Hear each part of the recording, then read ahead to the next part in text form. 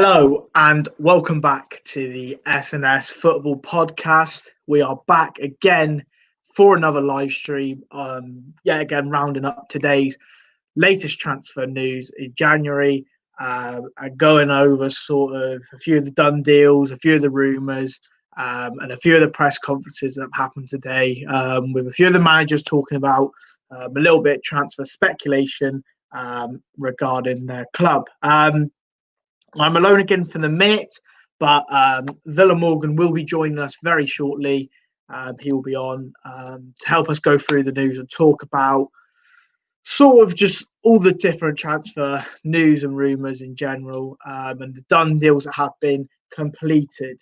Reece, good to see you again, mate. Thank you for joining. Just quickly, I keep forgetting to do it, and I end up doing it at the end of every single live stream, but here is our Twitter again. If you do want to keep up to date with all the news, when we go live, and all that good stuff, please follow the Twitter. The handle's there, but also if you type in S&S Football Podcast on Twitter, it will be there as well. So that's that out of the way. I will do that again at the end just to remind people. But yeah, we'll start working our way through the news and rattling our way through it. This news is one that we did speak about yesterday on stream. I think even maybe the stream before. But Sebastian Haller has signed for Ajax for 22.5 million. That's add-ons included. And the Ivory Coast striker has signed a 4.5-year contract at Ajax. So here we go was confirmed by Romano yesterday. I believe that was on stream or maybe just been beforehand. But this is official confirmation. Sebastian Haller has signed for Ajax, and it's for £22.5 million. So he leaves West Ham after just over a year being in the Premier League. We'll move on to PSG. If I can just grab this up now.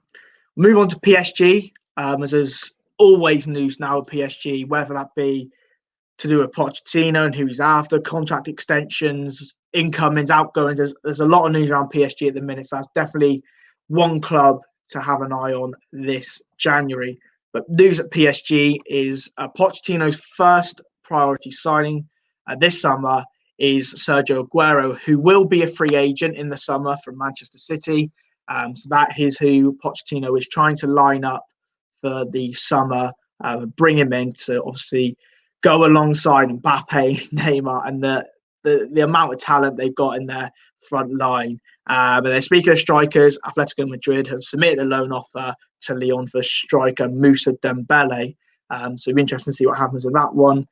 Nothing in concrete yet, just rumours. I'm going to add him in. He has arrived.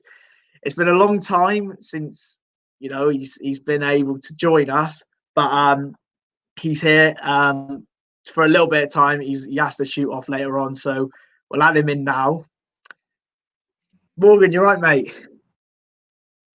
I'm all right, mate. How are you? Yeah, it's not bad. Long time no see at the minute, but no, glad to have you back on again. Thanks, mate. Appreciate that. It's been quite a mad few weeks. So yeah, it's good to come back on. Good, mate. I'm glad to hear it. Look, we'll keep rattling through the transfer news because there is so much to get through. And Morgan, I'm sure, will have his opinions on the way, and we will ask for his opinions as well. So I suggest we'll start with the one on screen now. Do you think there's anything in either of the two on screen, especially the Aguero one? I've seen stuff about the Moussa Dembele one, but I've actually seen Moussa Dembele's holding talks with West Ham at the moment.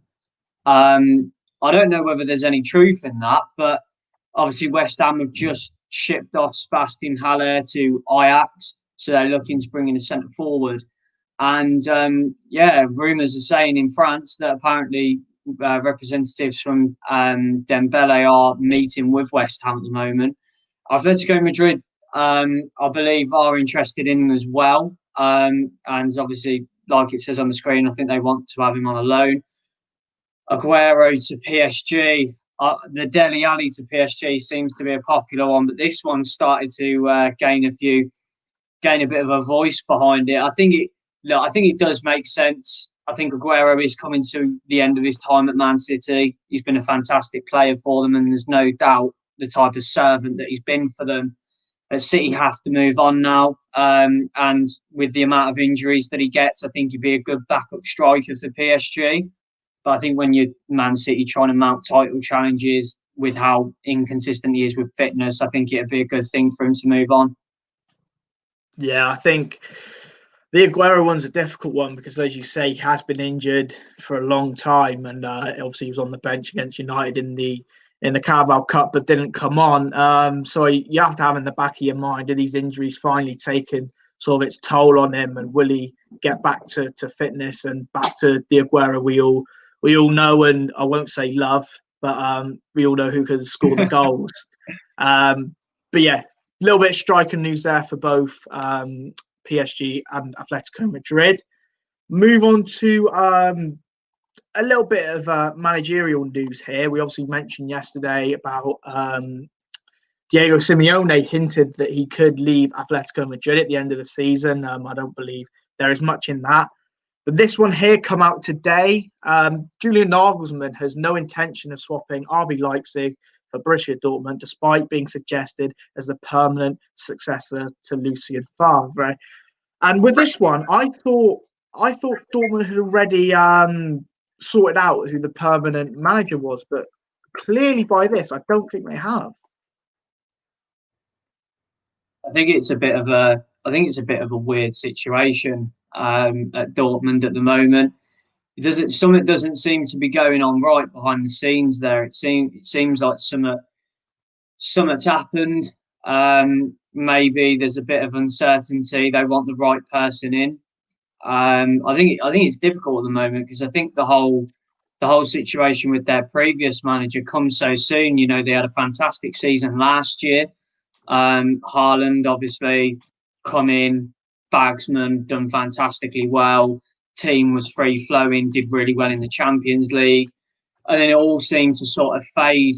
And obviously this season they started horrendously for their standards. I think they've already lost 5 matches this year, and his head was gone almost imminently. So I think I wouldn't be surprised if PS with the results and with the way things going, I wouldn't even be surprised if Dortmund have contacted PSG over Tuchel about any compensation, because I have heard rumours that may be an option if Chelsea don't take Tuchel. But look, I think it's just a calamity at Dortmund at the moment. The dressing room seems to be very unsettled with what's going on with the manager situation. So, yeah, I don't. If I'm being honest, I don't really know how much truth is in this one. But it does seem like Dortmund, need to sort it out pretty soon. Yeah, I think, to be fair, I think the Tuchel one is very interesting because he obviously previously managed Dortmund between 2015 and 2017. So for him, like, I had this conversation the other day. By the way, your new name is now Villa Morgan because we've had Chelsea fan Morgan on the channel. So you're now Villa Morgan. But yeah, no, I spoke with Chelsea Morgan the other day when he come on, and I mentioned Tuchel for him, obviously with the whole Lampard situation. I don't think he necessarily said that he wanted Tuchel. It's obviously a name being thrown around because he's out of the job. But what I did say to him is, if he doesn't end up going to Chelsea, if say Chelsea did sack Lampard, where is Tuchel's next job? Because is it in the Premier League? And if so, what clubs? I don't think he'll go to Arsenal because, you know, they're doing terribly. Is that attractive enough for him? So where could his next job be? But I suppose, you know, maybe a return to Dortmund might be on the cards for him. Yeah, Tuchel seems to be a dressing room upsetter. I think the one thing that came out from PSG is that he didn't like egos and he straight away put his authority, but he didn't have great man management and he didn't really manage the egos of the players. All he did was actually encourage his own ego and not really dive the egos of certain players down, and it upset the dressing room a lot. But the thing is, at Chelsea at the moment, it does seem that they have a problem with status and hierarchy.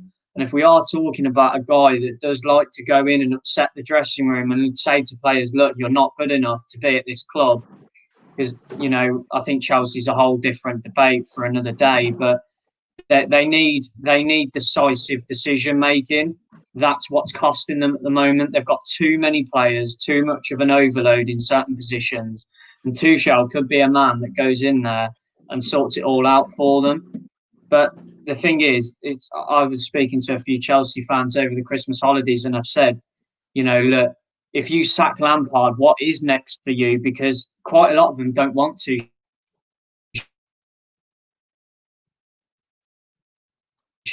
They don't find it. They don't really rate him as a manager.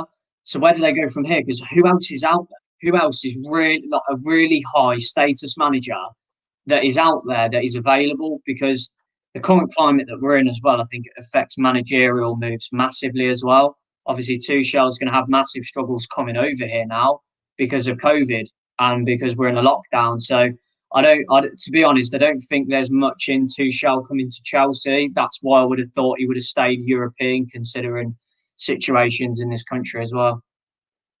Yeah, I think the Tuchel one is interesting, and look, we'll have to see where he does end up. But I honestly thought that Pochettino, before he obviously went to PSG, could have gone to Dortmund. I think that wouldn't have been a bad job for him. Obviously, yeah. He's very good at developing players, and the way Dortmund sign players as well. You look at Haaland, Sancho, just to name a couple off the top of my head. There, they do develop youngsters into like world-class players. So I wouldn't have been surprised if Pochettino had gone there. But with Tuchel and Chelsea and stuff like that, when I look at Chelsea, I can only name 3 managers which I think they could possibly go for. One of which is Allegri, but I don't know whether they'd go for him. Another one's Tuchel. And then the other one, who's a wild shot, and they'd have to pay money to get him in, is the guy on screen right now, Julian Nagelsmann. They're the only 3 that, for me, I think would do, a viable job right now for Chelsea. Obviously, in the future, we don't know who's going to become available. But I think right now, Allegri, Tuchel, and Nagelsmann, if they did take the hit and pay, compensation for Nagelsmann, they're the 3 that I can see doing a decent job going into Chelsea should Frank get sacked. But like you said, we could talk about Chelsea and Frank Lampard being sacked all day. We'll move quickly on to the player transfer news because, like I said, the Dortmund one is interesting. But yeah, we'll move on swiftly. Staying sort of in the Bundesliga, but with a German theme.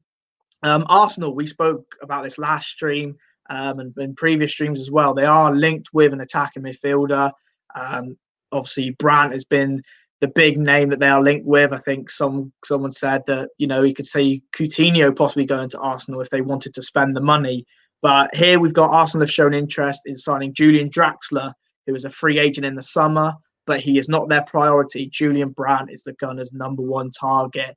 I guess the big question is sort of a 2-parter question. Do you think they'll get an attacking midfielder over the line? Because this is clearly what they're looking at. And do you think it'll be Julian Brandt? I think they will get an attacking midfielder, but I don't think it's going to be Julian Brandt. Look, the January transfer window is renowned for not really getting exactly what you want. And look, the Isco loan seems to be getting thrown about an awful lot. And I think they will only get someone in on loan. And I can't see Dortmund loaning out Julian Brandt. Look, Liverpool got Virgil van Dijk in the January transfer window, but that is an anomaly if you compare it to everything else. Look, if Arsenal really do want to make a statement and salvage their season, they could throw a large sum of money for Julian Brandt, but they're going to be overpaying because Dortmund know how much of a demand there is for him. Obviously, look, Arsenal are 1 injury and Eliza Smith-Rowe away from being in crisis again, because at the moment he's stringing everything together with Saka and Martinelli. So look, they need a world-class attacking midfielder for Smith-Rowe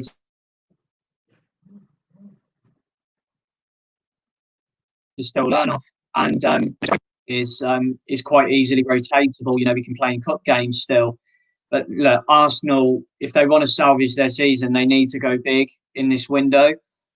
The rumour is with Arsenal is that they're actually trying to get rid of a lot rather than sign a lot. They're trying to free up the books for the summer because they know this season right off. They're trying to free up the books.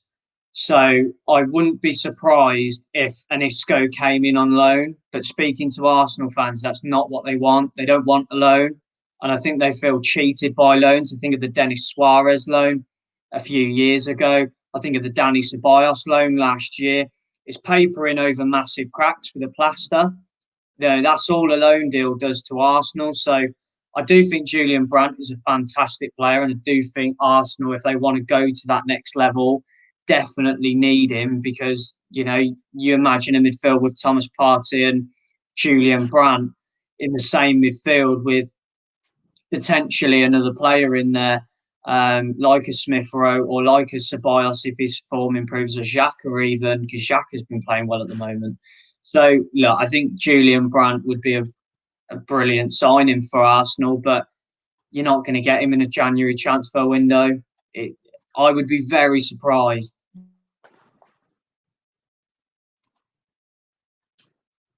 Very surprised if Arsenal could pull it off, especially considering Dortmund is still in the Champions League and Arsenal are in the Europa League as well.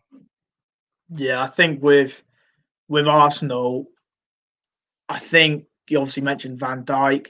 We obviously have to remind ourselves that, you know, Bruno Fernandes did sign in the same window, and that is the sort of signing they need. Like, they're screaming out for a player like that. But unfortunately, where Man United may have stiffed Arsenal is United paid 47 million for Bruno Fernandes.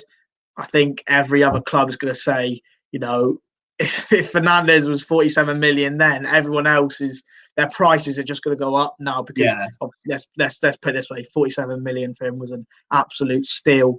So I think Arsenal will get one in, or at least agree a deal maybe in the summer. So maybe they agree maybe Draxler for the summer for free. But I think they will have an attacking midfielder done by the end of the window. Whether he comes in now or in the summer, I don't know. But they have to get one in. They because I see on one of the early one of the first streams we did, it did get linked that Arsenal didn't want to bring in Isco because of Smith Rowe's form. And, you know, I think a couple of Arsenal fans who were in the stream then did say that, you know, you can't just bank on Smith Rowe to keep performing because he's going to need rotation anyway because he's 19, but also one injury, and then who do you play? So I think Arsenal will end up getting one in, but it's just who it is, and, you know, if they come straight in now. But Brandt is a difficult one because he's a good player, highly rated still, I think. And, you know, I don't know whether Arsenal will pay the big money to get him in, especially in January.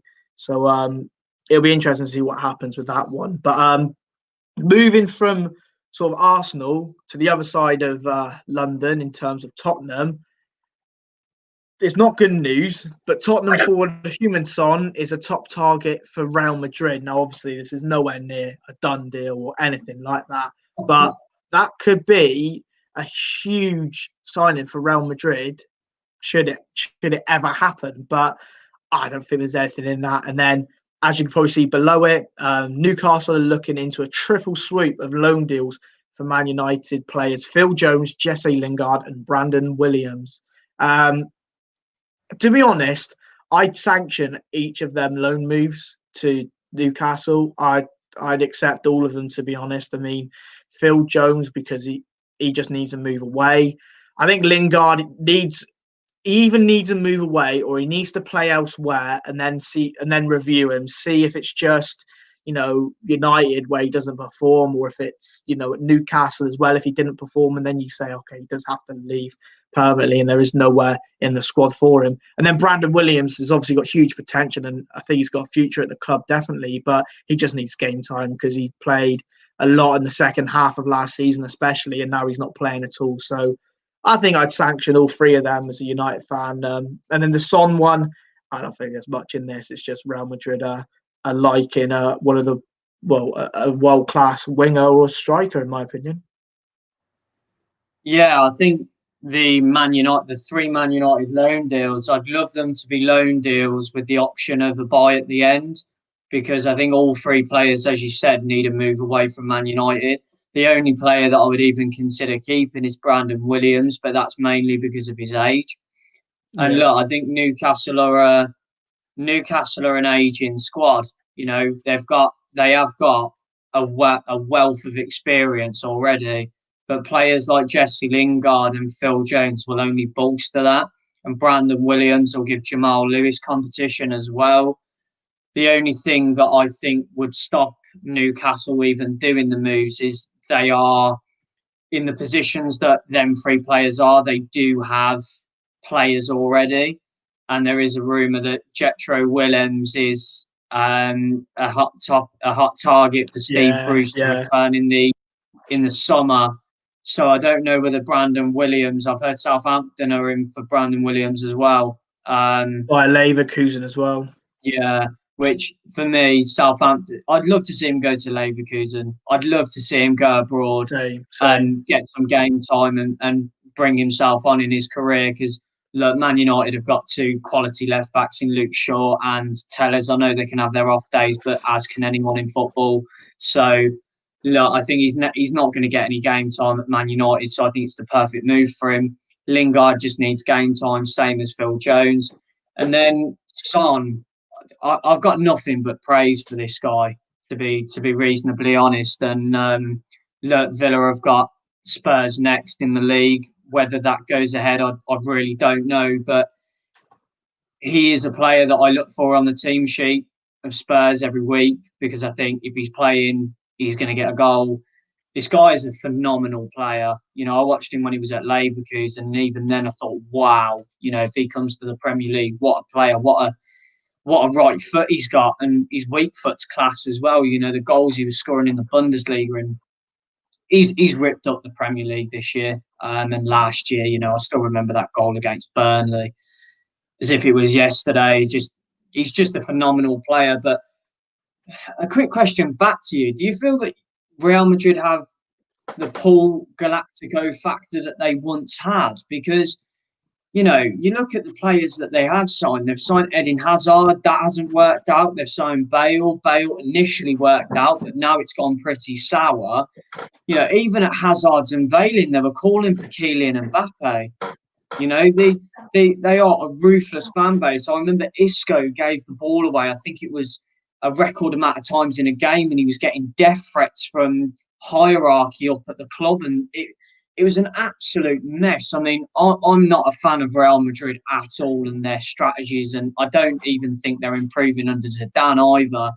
So for me, I think it'd be a backward step to go to Real Madrid, because he's in a Spurs side that are going to compete for the Premier League this year. In my opinion, they're going to be up there fighting City, Liverpool, and United for the league. You know, albeit if they can get that form back on track. So look, I think Son needs to stay in the Premier League.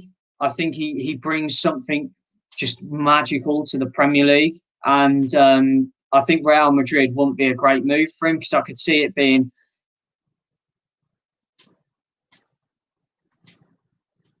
similar to Eden Hazard, where it just doesn't work out. And you know, a player like Son, who's in such a settled environment in Spurs, you know, I don't know whether you watched the All or Nothing documentary, but he seems like a character in the dressing room as well, a massive character in there. So I think it'd be a massive loss for Spurs, but obviously a massive gain for Real Madrid. That's if they deserve him, really.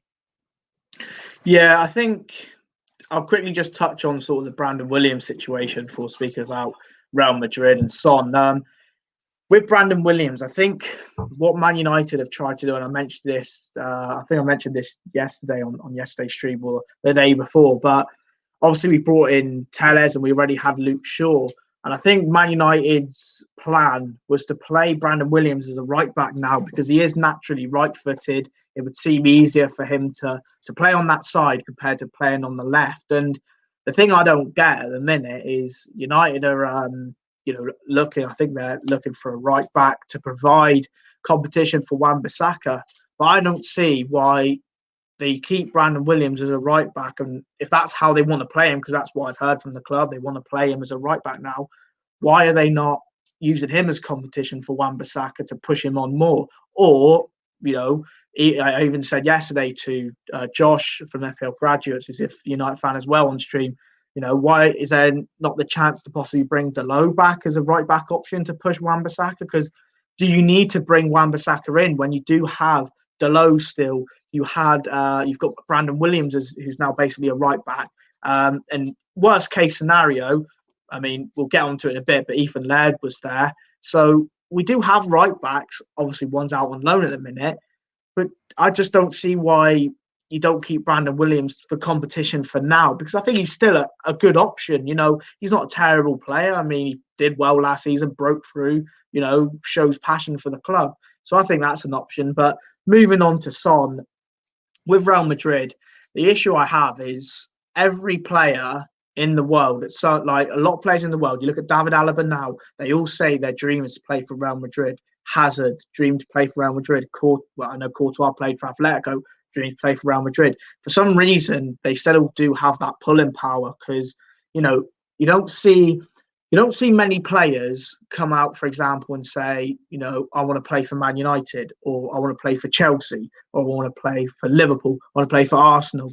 It always seems like they do play for Man United because they're good enough or whatever, but then they do want to make that further step to Real Madrid or Barcelona or to one of them clubs. And I just think they've always got that pull because of the amount they've won, especially in Champions League, the history they got. Obviously, Ronaldo playing there has helped them because, he was, the best or, one of the best players in the world. So I just think that image helps Real Madrid to pull players in.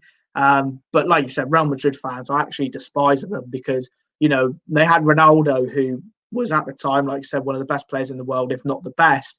And they're booing him after he makes bad passes. They're getting onto him. And, I don't think he experienced that at Man United when he was the best player in the world before he left. Don't get me wrong, everything was hunky-dory back then, but so was it at Real Madrid because, there's a clip going around where he misplaces a pass, the fans are getting onto him. 3 minutes later, he belts a ball in the back of the net from 20, 25 yards. So Real Madrid fan base is so bad. And like you mentioned with Hazard and them still screaming for Mbappe, I couldn't believe it. And, I just think they're so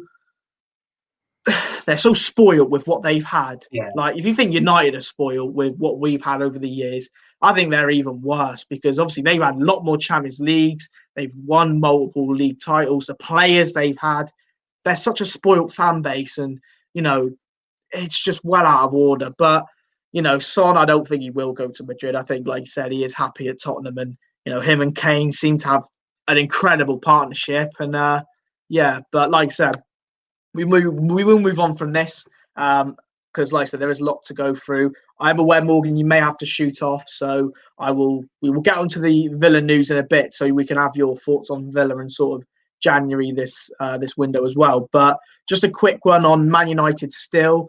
Marcus Rojo and Sergio Romero will not have their contracts extended at Man United and are both free to find new clubs. That's not a huge shock to me. I mean, I hoped United would have got some money for them this window, but I guess with this news, a lot of clubs will try and sign them on a free in the summer by talking to them now. So where do you think the most likely destinations are for Rojo and Romero? I mean, for me, Rojo looks like Boca Juniors or maybe an Argentinian club. I don't think, there was rumours of Premier League clubs, Newcastle, Sheffield United, but I don't think he'll stay or go to one of them clubs.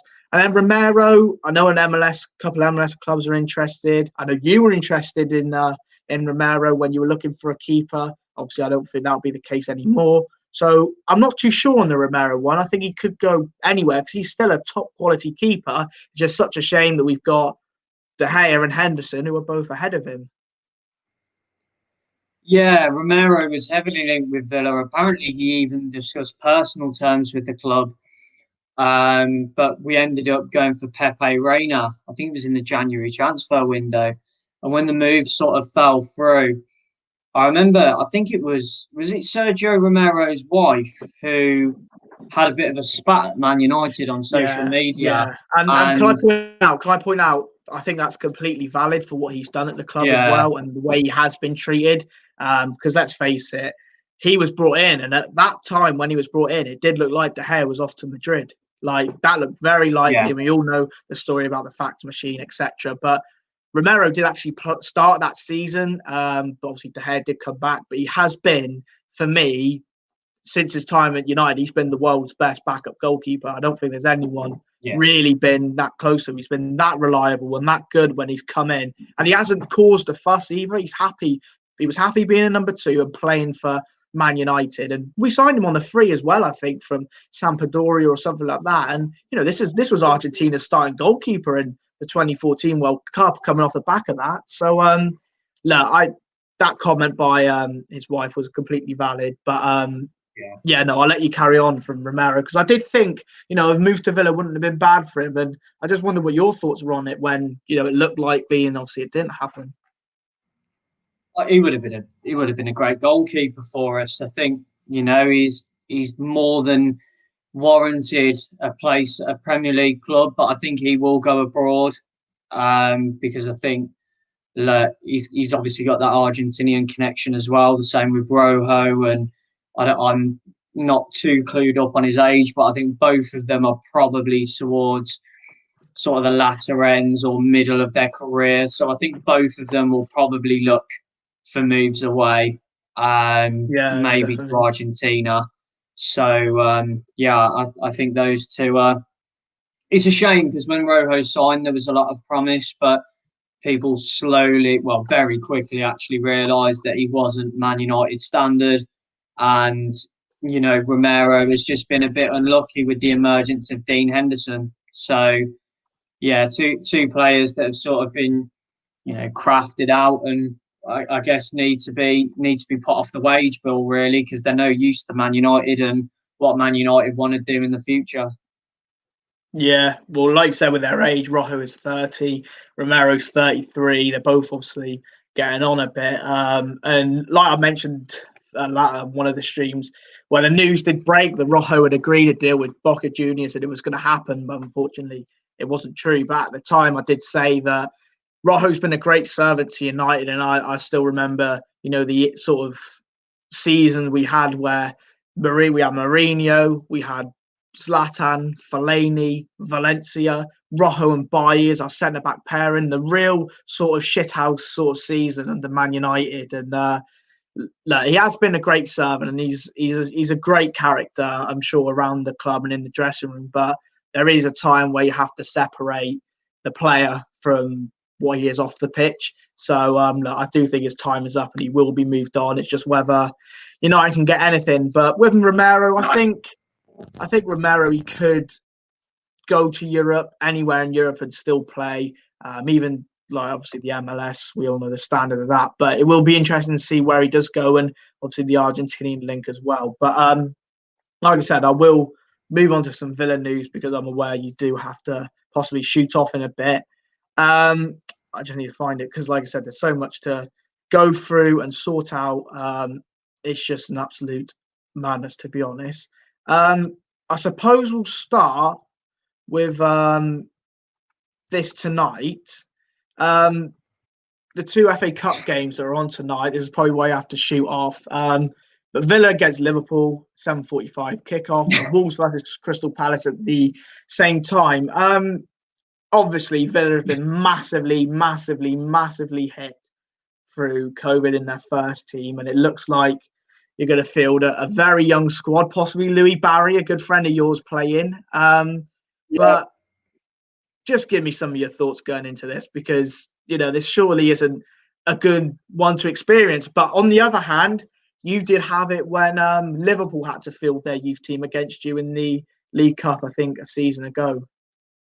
Yeah, I think what's happened to Villa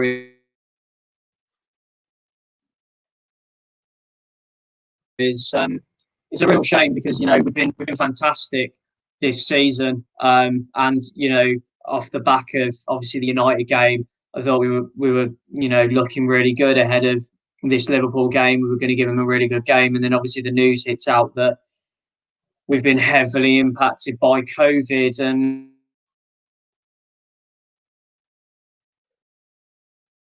it's a massive shame, really, because I don't think people realise the implications of this, because 10 first team players have been tested positive for COVID, as well as 14 staff members. I think it comes a point now where I think the Premier League have got to start looking at curtailing the season for a bit like last year, because this outbreak is going to massively affect what we can do. And look, I think it's a frustrating situation because we don't actually know what 10 first team players have been tested positive for COVID. We have no idea who these 10 are. They could be 10 fringe players. They could be 10 of our starting 11. We have no idea what's going on at the moment. Obviously, they shut Bodymoor Heath yesterday for training ahead of the Liverpool game, shut it completely. The thing that worries me about this game is that the decision was only agreed that our under-23s were playing this morning. Now, I don't know how or where the under-23s... Do you not, sorry, just to interrupt you on that, do you not think the decision would have been made possibly a couple of days ago and people in the club would have known that the under-23s were going to play tonight, but obviously the press only know today that the under-23s are playing? Do you think that might have happened, or do you think that everyone, including the under-23s, would only have known today? I think that's the sort of noise that's coming out from Villa, to be honest, because by the sounds of it, Liverpool have been very, very stubborn in negotiations about the game. Liverpool want this game to go ahead. Would Liverpool have wanted this game to go ahead had we not smashed them 7-2 a matter of months ago? I don't know. But I think it is a part of it. I do think it is a part of it because Liverpool are out for revenge. They are out for revenge. They are going to want to smash us tonight after what happened before. And look, one thing I just want to say to Liverpool, look, it'd be so unfair to put out a strong team tonight. We're fielding an under-23s to an under-18 side. When it was roles reversed, we put out our second team because we don't want to do that to an under-23s to under-18 side. Because what you've got to think is that most of the players, or if not all tonight, are going to be youngsters. They're never going to have played a professional game before. And what a professional game to start off against one of the best teams in the world. So, look, I think no Villa fan is coming into tonight's game expecting a win. None of us are. We just want to see these young players do us proud, try 100%, and see which players are coming through. Obviously, Louis Barry is the massive one that everyone wants to see. A few other players as well that I know, Aaron Ramsey, Don Revan, Kane Kessler, a lot of them are going to be featured tonight. I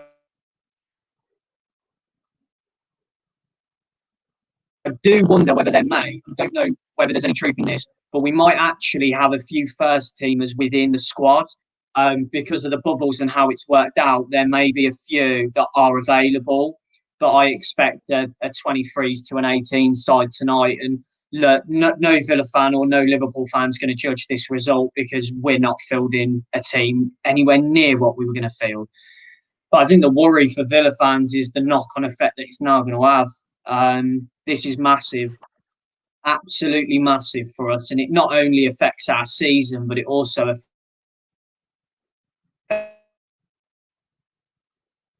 affects our January transfer window and how we potentially strategize that. Because we've seen players like Alan Saint-Maximin, Jamal Lascelles, Thiago really struggle recovering from COVID. And if 10 of our first team squad have got COVID, that is massive, massive recovery. And we're not talking a 1 week recovery here. We're talking 2 to 3 week full recovery before any of these 10 players are going to be match fit and available again. So, look, I don't really know the ins and outs of what's going on with COVID in games right now, because obviously in the Premier League, I don't know whether it's different in the FA Cup, but Man City and Fulham have had games postponed hours before. Because of COVID. We're fair play to us in a way because we're putting outside knowing that we're going to get beat, knowing that Liverpool are going to absolutely smash us tonight. And we're still fielding a team. Derby are doing it as well against Chorley. So I don't really know what the ins and outs is. I imagine our match against Spurs will be cancelled. But it was a big month for Villa. We had United, come close, but not close enough. We got Spurs, Everton, Man City. It's a tough month for Villa, and for this to happen like this, it's really concerning. And like I said, it really does change our strategy towards transfer business, because what do we do now?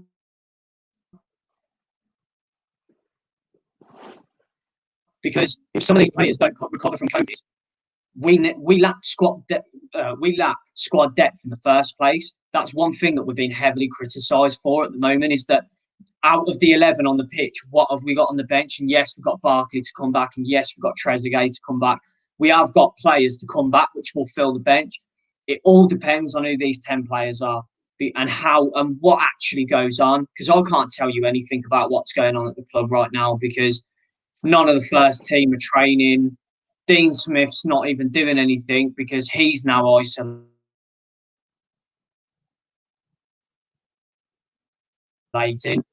So I think we won't find out who the 10 are, just to protect the identities of the players. But I really wouldn't be surprised within the next week if we do see the Premier League curtailed off the back of such an outbreak at Villa, because it's going to have massive knock-on effects, and it's only a matter of time now before another club as similar to us. Because it's quite funny actually, because I was thinking yesterday, Villa haven't been affected by COVID yet. We're one of the only clubs that haven't. And then I look on BBC News and I see that, and I just think, oh my God, I shouldn't have even thought about it. I've literally jinxed it in my head. But look, it's a weird circumstance now, because it's just a nightmare. It's an absolute nightmare to come at the time that it has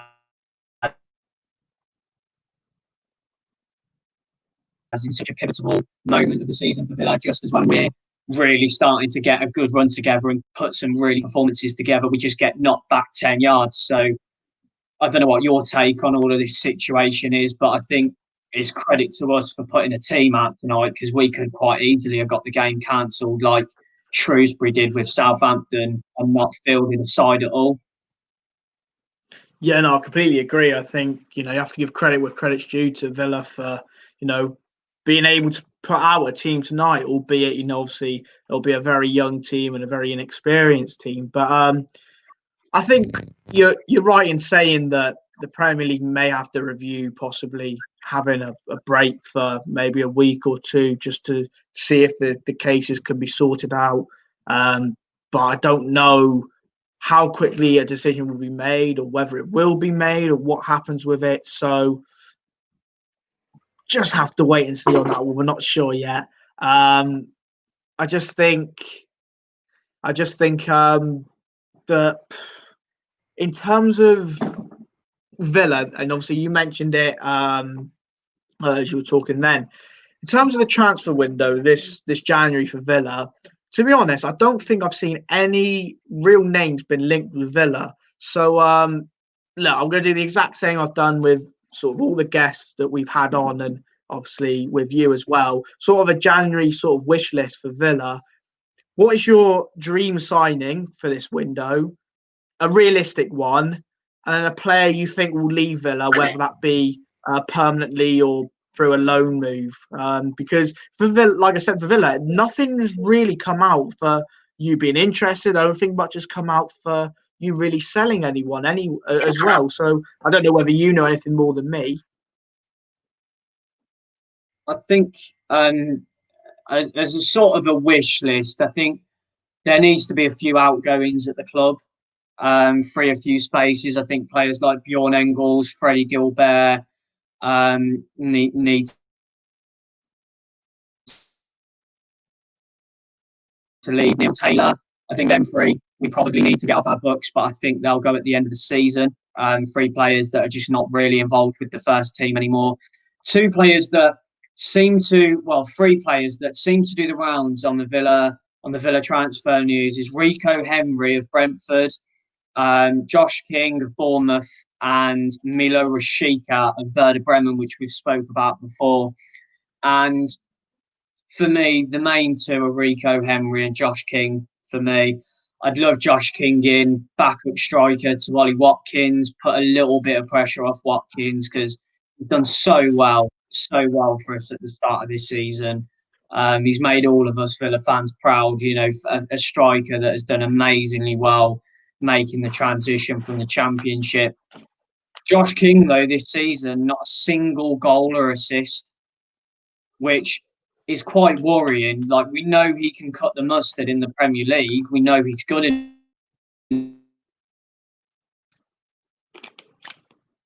but he hasn't got a goal or an assist for Bournemouth this year, and he seems to not really be in Jason Tindall's selection thoughts at all, because Surridge and Solanke seem to be picking themselves every week. So,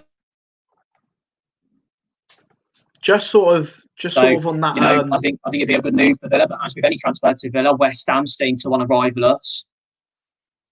Yeah, sorry, just interrupting you there on the Josh King front.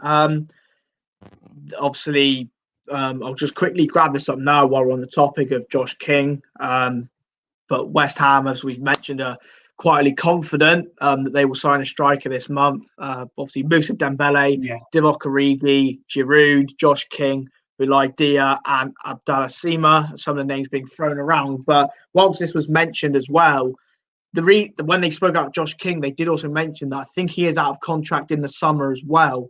So that could be an area in which Villa could exploit. So obviously you mentioned Rico Henry, Josh King, and Rashica. Do you think, obviously Rashica for you would probably be the dream signing this window or even in the summer, but do you think Henry and King are realistic this window, or do you think they're more realistic in the summer? Do you think Josh King will be a deal which is done now and you pay money for him, or you do agree a free transfer for the summer?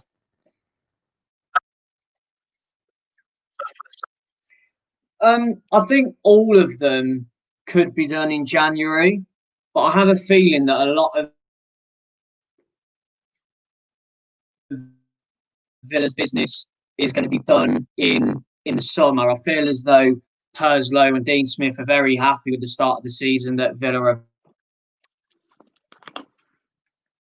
had, and I think, you know, I don't really think they're going to do what they did before and, you know, jump to quick conclusions and sort of panic buy. You know, our recruitment has been heavily praised and testament to our fantastic start to the season. So I think they're going to be very careful with who they want to bring in. And I think all three of them, if I'm being honest, are more summer signings. I could see maybe a few backup players trying to be brought in. Who they are, I don't really know, because again, there hasn't really been a lot apart from them three, and I feel like they're more realistic in the summer. So I think for Villa, it all depends, like I said, on this COVID situation. I wouldn't mind a backup holding midfielder coming in, because I'm not really comfortable with players like Marvelous Nakamba. I'd love a backup striker in, whoever that is, because it seems as though Wesley's not going to be back fit anytime soon. So I think it's just mainly now building a squad rather than bringing in players that are going to try and start, which is I think we tried to do in the summer. I think we've now got sort of a routine starting 11, and we now need to build outside of that and build a more sustainable squad, because our 11 is brilliant, but it's going to come a point where there needs to be a little bit of rotation. And, you know, we've got a lot of big games coming up, and with the end of COVID and whatever happens, we may be forced to play them games, and players like Watkins may have just come back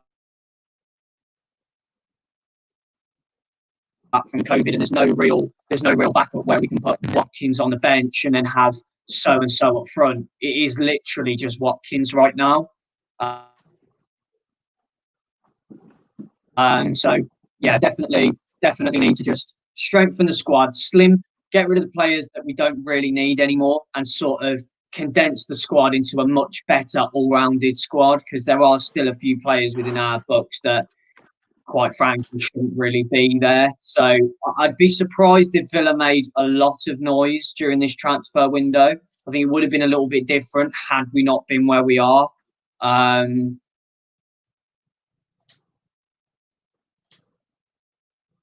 I think if we bring in a player or two, I think it will just shut most negative Villa fans up, at least until the summer, because I know there are a few fans that are quite unhappy with certain players, and they want a bit of backup. So maybe a backup striker and a backup holding midfielder, and a bit of competition for Matt Target, who I think's been sensational this year. Maybe a Rico Henry, just a young up and coming left back that we can start bringing into the fold. Same with the striker, really. Maybe if we get the Rashika deal over the line, or the King one. But before I go, the whole Rashika situation is an interesting one, because he actually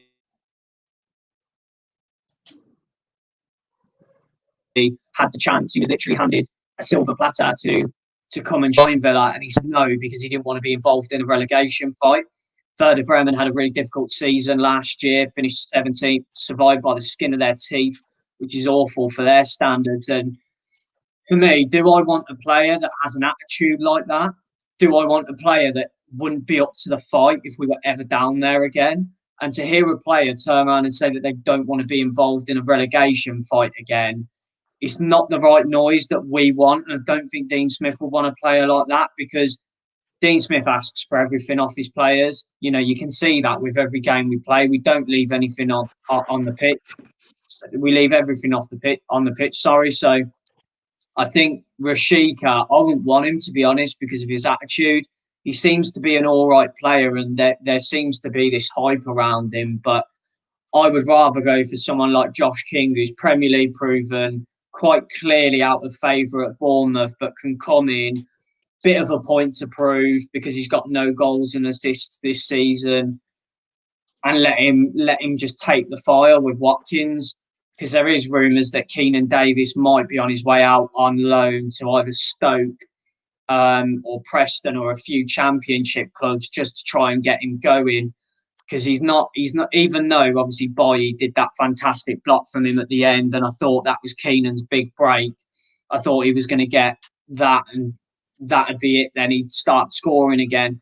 He just needs to go away, Keenan Davis, for a bit, get some goals under his belt, play in the Championship, and get his confidence up in front of goal, because he's got everything apart from a finish on him.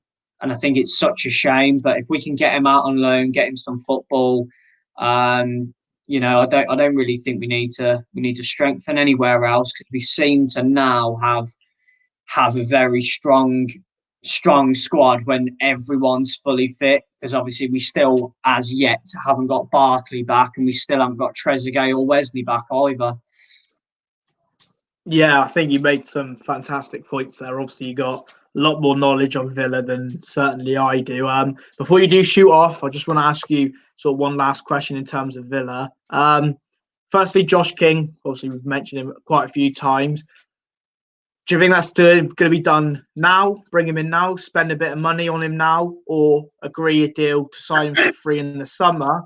And then secondly, like, there's a lot of rumours, or not rumours, but there's a lot of thoughts about, especially Man United fans in particular, and with the start we've had to the season, similarly to the good start we've had to the season, similar with Villa to the good start you've had this season. Do you think there's an urge either from the fans, or do you think there's the right moment for Villa to possibly go, well, we're having such a good season now, can we not take some of our summer budget that we were going to spend that now if the players are there, and see how high we can finish? A bit like United, where we could go, all right, what's our summer budget? We'll take some of that now, get the players we feel we need if they're available, and see if we can win the league. Do you think Villa could do that?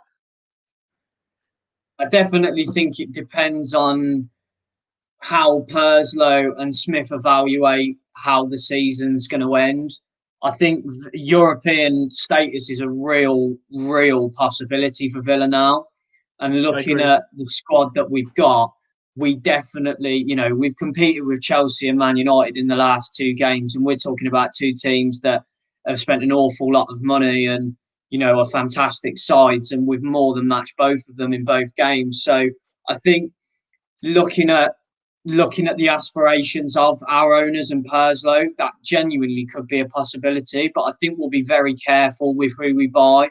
I think we'll be very, very sceptical towards who we bring in, because it needs to be the right player. We need to bring in the right players, because at the moment we've got such a good dressing room. We don't want anyone going in there upsetting it. We don't want anyone going in there and causing issues when there doesn't need to be. They need to be the right player for Aston Villa. And I think we did so well in the summer getting Barkley, him knowing Jack Grealish and a few of the other English boys. Emi Martinez, a fantastic proven goalkeeper. He seems to really have hit off with the players as well. Matty Cash as well. He's been immense this season. Fantastic player. I could go on about the new players that we've brought in. Traore. I think we've just got to be careful. They've got to be the right players, and I won't want Villa to sign players for the sake of it. We definitely need depth. That's agreed, but they need to be. For me, I would much rather see one massive signing than 3 or 4 pointless ones like Danny Drinkwater last January.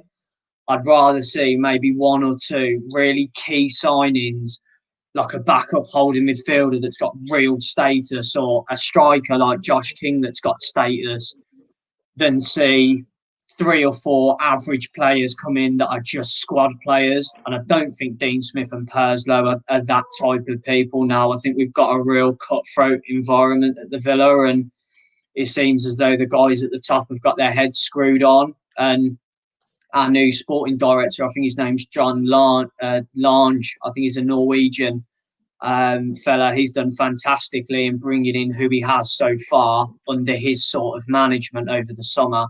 So look, I think recruitment status is something that Villa are highly regarded for at the moment. And I think slowly but surely we will maybe see a few rumours emerge. But I think at the moment, the main thing for Villa is this COVID situation and what is actually going on at the club. Because if we have to face Spurs with under 23s to under 18s in the next week or so, it's going to be calamitous for us in terms of our European aspirations. So I think once this COVID situation's over and we know what's actually going on with the league and we know what we're actually dealing with in terms of what players have had COVID, we might then be able to get a bit of a feel for what is available in January, because clubs are going to know that Villa are in the market for a second striker. So it's quite similar to the Arsenal situation where it's going to cost quite a bit to get someone in, especially in January. So yeah, it's a funny one with Villa. I don't really think we need a lot. I think we just need rotational, depth-based players. But again, I don't really know anything at the moment. The only thing that's coming out of the club and that everyone's caring about at the moment is, has Grealish got COVID? Has Barkley got COVID? And has Emi Martinez got COVID? Because if them 3 have got COVID, then we're doomed for the rest of the season. So, yeah, that's all really from a Villa point of view at the moment. But that may very well change the next time that I come on.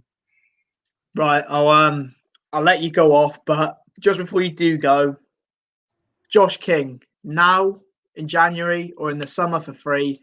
And secondly, is there any chance you do win tonight with an 18s and 23 team?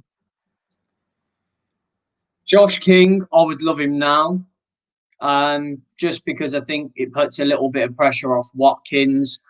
Even though obviously Ollie Watkins has done fantastic, he needs someone pushing him. He needs something to give him that spark. And do you know what? I'm always optimistic, of course, because I'm waiting in the next 15 minutes to see this lineup, because if it is genuinely a team of under 23s, then I don't think we've got a cat in hell's chance, because the 23s have been in the Checkatrade Trophy or whatever it is, playing EFL sides and losing. I think it's the Papa John's, and we've been losing 3-0 and 5-0 with the under 23s, and that's against like Rotherham and Rochdale and stuff. So I really don't think we have a chance against Liverpool, and I have a feeling that Jurgen Klopp very much remembers the 7-2 and will very much be out to slaughter Villa tonight. As much as he makes out like he's a nice guy, we all know it's a facade. We all know he wants to smash Villa tonight, and I think he's definitely going to be fielding a few of their starting 11, which, look, it's an amazing experience for these players. For me, I'll be watching just to see some of my mates play, because it will be a great personal moment for me seeing some of the lads that I've played with and known for a very long time feature within a competitive Villa game.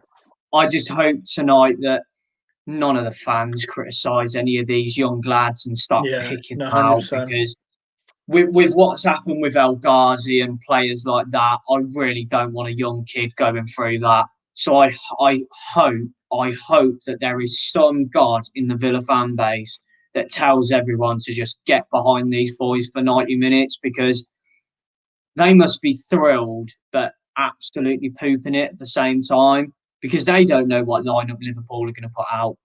I don't even think Liverpool have really got a second team. Unless they put half their under 23s in, can't really see who they're actually going to swap with who. Maybe Origi will play, Shaqiri will play, Minamino, Curtis Jones, Kelleher in goal, maybe bringing Nico Williams and Nat Phillips, the centre back.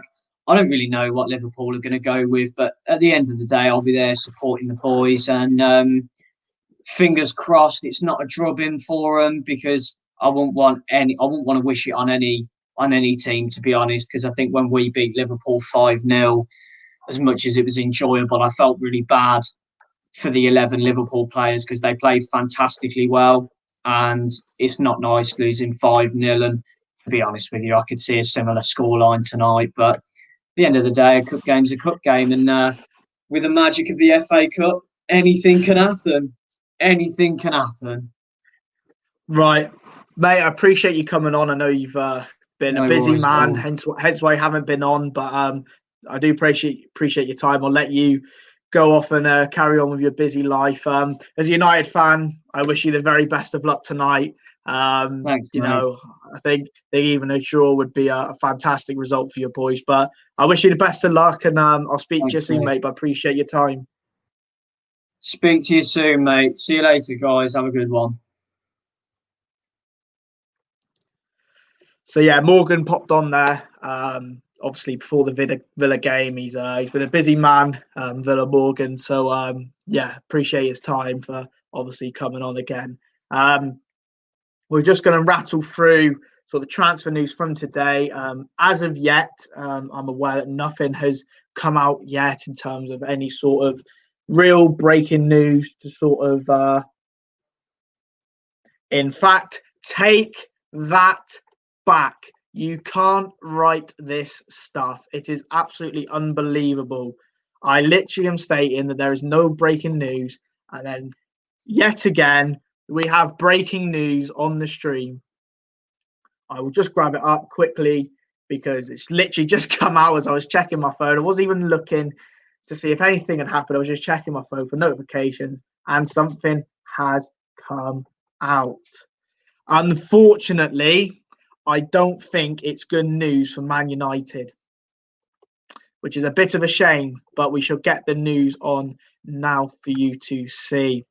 So it's about Moises Caicedo and Man United. It says Man United is now orientated not to sign Moises Caicedo. He's been scouted, and Man United were in control of the situation because Moises' dream was to join Man United, but he's not the priority. It was never a done deal. Caicedo race is now on with many clubs involved. That's not good news, in my opinion, for Man United. I think with Man United, look, with this deal as well, I don't think it would have been a big fee, maximum 10 million, I think, for Caicedo.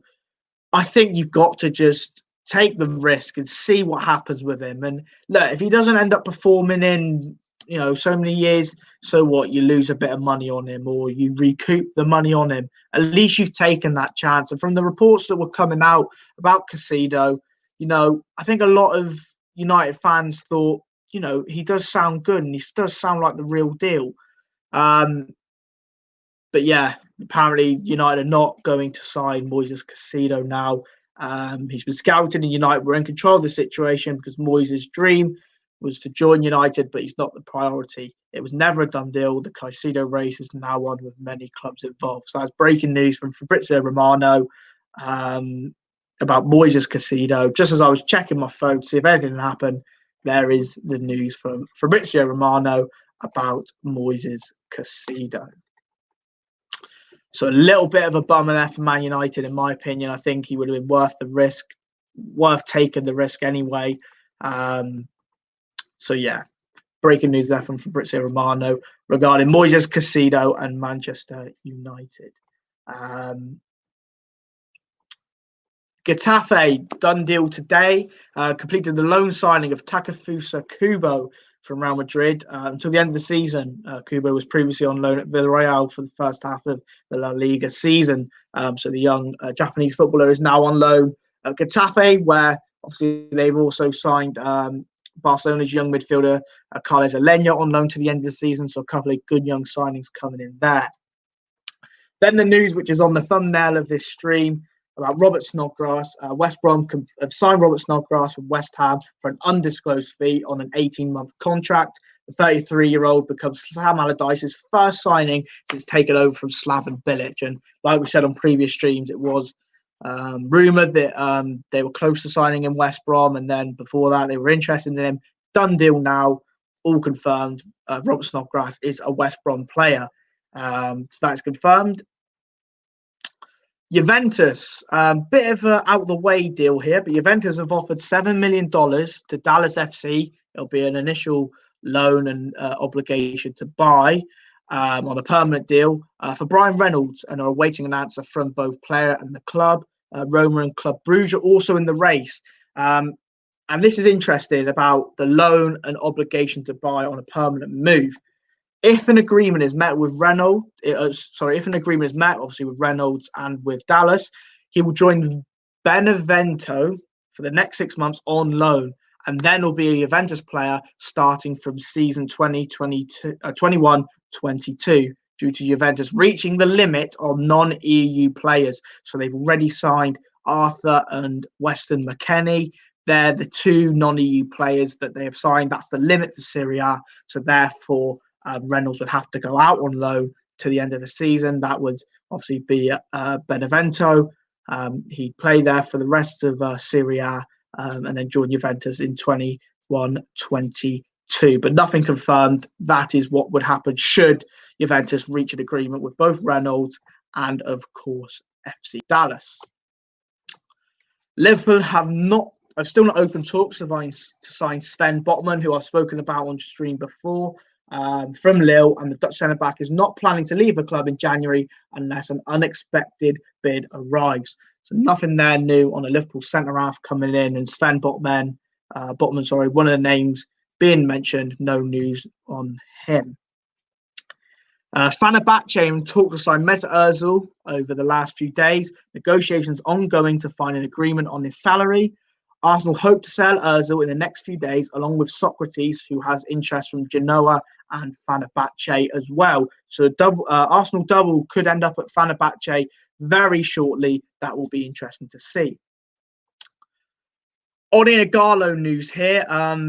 It's well stated, and I think Ollie mentioned it again in his presser, that Odion Ighalo will leave Man United at the end of his loan deal on 31st of January. However, he is in line to feature against former club Watford in the FA Cup this weekend. And when Joe was on the stream last night, a fellow United fan, we did speak about the possible team United could field. And I did say, I wouldn't be surprised if Ighalo, as a little bit of a swan song, a final goodbye, would play against Watford. And he's rumoured to feature against them and possibly even start. So but hopefully we can see him, and if he can score a goal, it'll be fantastic to possibly end on a happy note for Ighalo at Man United. And he has been a fantastic player in the short space of time and done the job that United needed. A good backup striker who's been consistent in both Europa League, in the Premier League, and of course in the FA Cup last season as well. So a fantastic player with a great attitude, huge buoyant fan of the club, and he's done fantastically well. And obviously, when his loan move does end, we will wish him well then. But as of now, he is in line to start against Watford, his former club, obviously, in the FA Cup this weekend. Fulham news. Fulham are searching for another striker. Manager Scott Parker today did say in his presser that this is an area we'd like to strengthen. No names have really been chucked about yet for Fulham, but may want to keep an eye out for Fulham going after a striker in January, as they eye to get more goals in their team. This is probably the most outrageous news that I've seen all day, which is quite possible that could happen. And I can't believe I'm going to read this out. Based on recent reports, Christian Eriksen could replace Dele Alli back at Tottenham Hotspur and make a sensational return to the North London club, as Jose Mourinho wants him back in the Premier League. If this deal happens, it would be unbelievable. Obviously, Eriksen leaving them this time last year to go to AC Milan hasn't really worked out for him. He's fallen out of favour. It's clear he wants to leave now, and Inter Milan want to move him on, as we've said multiple times over multiple streams. Multiple clubs are interested: Arsenal, West Ham, PSG, Tottenham. But if this was to come off, would be one of the most sensational transfers. This window, and possibly this year. Ali obviously would possibly go to PSG. No club has been mentioned here of where he could go, but PSG is the obvious choice with Pochettino in there.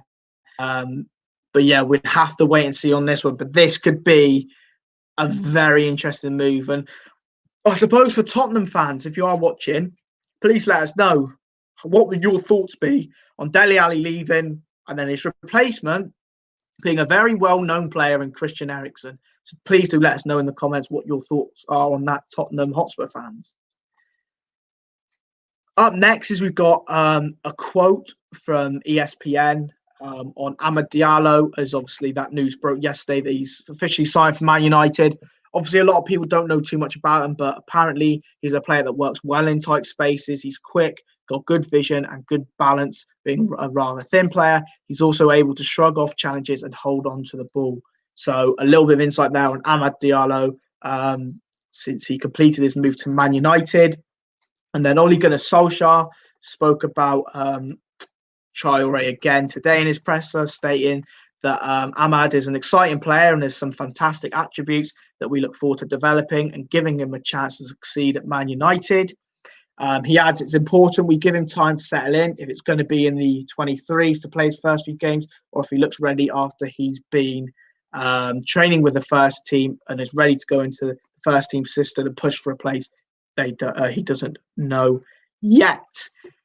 Again, we have breaking news on the channel, and it is Fabrizio Romano again. He's come with two big bits of news in a very short space of time. And it's a double header. It is a huge double header of news from Fabrizio Romano. So we'll grab it up and we'll get it said. Lirola and Olympique Marseille negotiations confirmed and progressing to reach an agreement with Fiorentina on loan with buy option. So as you can see down the bottom, Marseille offered a loan with buy option to Fiorentina for Paul Lirola, and there was no agreement reached yet. But now it's negotiation confirmed, and they're progressing to reach an agreement with Fiorentina. And then regarding Milik, which you mentioned a few streams ago, got a bit quiet to be fair on that front, but the Milik deal was getting complicated for Olympique Marseille as Atletico, and as for Atletico Madrid, after Napoli priced Milik at 15 million euros, Atletico Madrid are now in advanced talks for Moussa Dembele of Olympique Marseille as well. So Moussa Dembele's got a person that's been talked about a lot in this stream: West Ham, Atletico Madrid, and the Atletico Madrid rumours are coming true. They're in advanced talks for him. Whether that is a loan move, I'm not too sure yet, or permanent move. But the Milik deal was getting complicated for both Marseille and for Atletico Madrid after Napoli priced him at 15 million euros. So that is breaking news on the channel from Romano again. About Lirola and for Milik as well, and Moussa Dembele as well. So let's have a look on where we got up to in terms of the news, because we're rattling our way through it. There's been so much to get through today, as there always is, a lot of news to get through. I believe we finished speaking about Amad Diallo just in time. So where are we? We are here. Steve Bruce, we spoke about the Newcastle rumours earlier and the 3 Man United players that were linked. But he said today that Newcastle have 1 or 2 things that might materialise. But in terms of the whole transfer market, not just for Newcastle, you can't see much being done. He obviously referred to Diallo being done, and that's a big bit of business for United. But in terms of the whole world and the transfer market, he doesn't expect much to happen. It's certainly in terms of big deals, but in general, can't see much being done. This is one that came out not so long ago before we went live. QPR and West Brom are in discussions over a potential loan move for striker Charlie Austin, who was at QPR between 2013 and 2016 and scored 45 goals in 75 league starts before moving to Southampton for £4 million. Nothing new come out on that yet. So yeah, we will bring it to you if there is anything new on the Charlie Austin front, going back to QPR on a loan move from West Bromwich Albion. This is one which Brano might have to come on for. A huge Reading fan, a good friend of mine. He'll know a lot more about Omar Richards, and Bayern Munich are apparently closing in on a deal for Reading's young defender Omar Richards. So one to keep an eye on there. We spoke yesterday. He could be not a replacement, but sort of the backup player to Alphonso Davies. So it'll be interesting to see what happens with Omar Richards. We might have to get Brano on the podcast just to speak about him should anything more materialise on this deal, as much as he's going to hate it, because he does look like he could leave Reading. Lucas Torreira news will remain on loan at Atletico until the end of the season. And then obviously speaking about West Ham, with Sebastian Haller left West Ham, the club are looking at Moussa Dembele as a replacement, as we've said beforehand. And then news from the Daily Mail, Arsenal interested in signing a Brighton midfielder, Vez Bissouma. Good midfielder, I think, for me, United should be looking at this type of player. Arsenal can get this deal done. I think that'll be a very good midfielder added to their ranks, but obviously only interest at the minute. And then a little bit of low-key transfer news that was made live before we went on stream, very shortly before we went on stream, but it's still to do with Man United. We didn't mention him this stream with Morgan, but Ethan Laird, who's a young promising right back at Man United, has signed for MK Dons on loan until the end of the season. So obviously wish him the best of luck at MK Dons. I believe in League One, possibly League Two. I don't want to be held to that. I should know, really. I'm an Argyle fan. Do you know what? I actually have to look this up because I don't want to get it wrong in case there was any MK Don fans watching. So please do bear with me while I get this up, because I do always get confused with MK Dons. They are in League One. They're actually one place below Argyle. So there we go. Ethan Laird is signed for MK Dons on loan to the end of the season. Wish him the best of luck. And hopefully he can have a fantastic impact there at the League One club and do really, really well there. So that is sort of the roundup of news. I suppose the main bit of news that we will possibly put back on the screen as we double check for anything new that has come out. Obviously, we've had the Haller deal gone through. So it'll be interesting to see what happens with that. So we'll put that back on screen about Sebastian Haller completing his move to Ajax. That is done. I'm just going to double check all the outlets that I usually use to make sure there's no breaking news that we've missed or anything like that. Because like I said, we do want to keep you up to date with everything. And if there is anything we have missed, please let us know, because we will have a look at it again and see if we did miss it or whether it does seem to be true or not. So just bear with me while we look again. Just double checking everything and going through everything. So there's obviously the Haller deal on screen. Across the bottom, sorry, we have got to mention about a few of the done deals. We also got Elena to Getafe, spoken about that one on a loan move. Diallo to Man United, the big news for £37 million. Matondo to Stoke on a loan move. Rekik to Arsenal, that is 540k. He will play with the 23s, however. Haller to Ajax, 22.5 million. Kubo has gone on loan to Getafe, like we mentioned, and obviously Robert Snodgrass to West Brom. It's an undisclosed fee at the minute. No news on how much that is. So we will get that now on screen, because that is the thumbnail of the stream. That is one of the latest deals to come out.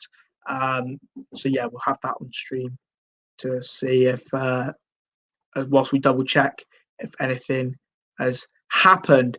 And it has. We will get this up.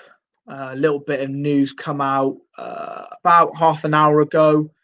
One that I don't think is going to be a huge surprise to most people. Oh, bear with me, I'm sharing the wrong screen. That is not the right one. Here we go. Phil Neville and Inter Miami again. MLS club Inter Miami are close to appointing Phil Neville as their new head coach. The appointment is expected to be finalised in the next week. Sky Sports reporting this. This is not too surprising. We've spoken about this. We've tweeted about this. Obviously, Inter Miami did part ways with their manager not too long ago. I think last stream or even stream before. And even before then, before they parted ways, Phil Neville was linked with a managerial role there, with Beckham obviously being owner. So I don't think this is hugely surprising, but this is all breaking news on Phil Neville, which has come out in the past half an hour. So a little bit of news there on the managerial front, and for Phil Neville, who is obviously going to leave his post as Lionesses manager very soon. So he could be off to the MLS to take over Inter Miami. So yeah, we'll just read out once again. MLS club Inter Miami are close to appointing Phil Neville as their new head coach. The appointment is expected to be finalised in the next week, and that's from Sky Sports. So a little bit of semi-breaking news there from Sky Sports regarding Phil Neville. Like I said, we will just check everything to make sure we haven't missed too much. And if we have missed too much, then hopefully we can get it all in this in the stream and let you know. I don't think there's anything new from there. I think everything is done. Everything is up to date as far as I am aware. Just bear with me for 1 second while I double check. But I think we are good. And that is that for today's stream. Thank you for watching. If you have stayed to the end, as always, we do appreciate it.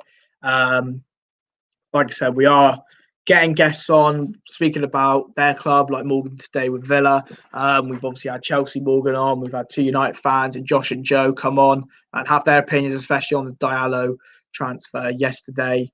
So yeah, if anyone does want to come on, please do let us know through Twitter or through the comments. Once again, I'll put on screen, before I forget, the Twitter handle. There it is, SNS Football Podcast. Or if you type that Twitter handle in, you will find us. All the transfer news when we're not live will be on there, as I always say. And also news of when we do go live, at what times as well, possibly with what guests we do get on. So there's the Twitter handle. So please make sure you do follow that for all the news while we are not live. Once again, thank you for watching. Do appreciate your time. Appreciate you tuning in. Keep interacting with us, because like we said, we do interact with you. We want to talk about different topics. Anything you got, please do let us know. So once again, thanks for Morgan for coming on as always. Make sure you like, subscribe, hit the notification bell, because that will let you know when we do go live. And of course, keep commenting and follow our Twitter, because that will allow us to give you all the news, like I said, up to date, and keep you in the loop with everything that we are looking at. So thank you for watching. Appreciate your time. We will see you again tomorrow. Like I said, look at the Twitter page for when we do go live. Rounded up again all of the news from, I guess, tomorrow, or from now and we go off till tomorrow. We'll round up all the news, possibly have a guest on again to speak about their club and the news as well. See if anything's materialised with their club, but we will let you know on that front. But yeah, thanks for watching. Appreciate your time. We will see you in a bit. Don't forget to like, subscribe, and comment, notification bell, all the good stuff. And we will see you tomorrow with more news. Let's see what happens with Christian Eriksen in a bit.